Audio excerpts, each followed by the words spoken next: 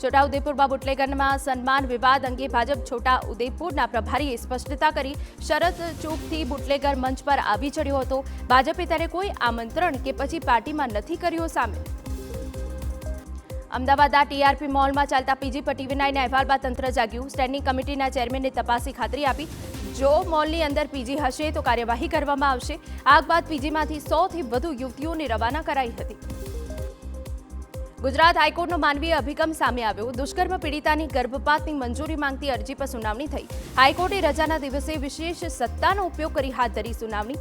24 સપ્તાહથી વધારે સમય હોય તો ગર્ભપાતની મંજૂરી આપી શકાય નહીં. 24 માસમાં 2 દિવસનો સમય બાકી હોવાથી હાઈકોર્ટે મંજૂરી આપી. અમદાવાદમાં ગટરમાં પડીને બાળકના થયેલા મોત માટે તંત્ર જવાબદાર. બાળકના મોત બાદ પોલીસે ગટરનું ઢાંકણું મૂક્યું. તંત્રએ બેદરકારી ન દાખવી હોત તો બાળકનો ભોગ ન લેવાયો હોત. શનિવારે ગટરમાં પડી જતા 8 વર્ષના બાળકનું મોત થયું હતું. ભરૂચના અંકલેશ્વરના દીવા રોડ પર ખુલ્લી ગટરમાં મહિલા પડી. મહિલાને હાથ પગ મોઢાના ભાગે ગંભીર ઈજા થતા સારવાર માટે ખસેડાઈ.